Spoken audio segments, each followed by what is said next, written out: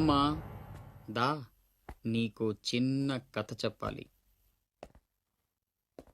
అనగనగా శ్రీలంక, ఆ లంకలో ఓ కొంప, ఆ కొంపలో ఓ అమ్మ.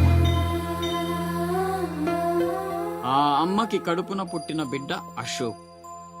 కుక్కలా పెంచుకున్నవాడు శివాజీ. అదృష్టం కలిసొచ్చి ఆ కుక్క ఛత్రపతి అయ్యింది. అశోక్ ఆకాష్లా మారి అక్కడే పనిలో చేరాడు. తమ్ముడు ఎవడ్రా నీ తమ్ముడు? నా అబ్బకు మాత్రమే పుట్టావు, నా అమ్మకు పుట్టలేదో. చిన్నప్పటి నుంచి నువ్వంటే నాకు అసహ్యం, చంపేద్దామన్నంత కసి. ఆ కడుపు మంటతోనే నువ్వు చచ్చావని అమ్మతో అబద్ధం చెప్పా. ఈసారి చావుని అబద్ధం చేయకూడదనే రాస్ బిహారీతో చేతులు కలిపాను. బతికేశావు.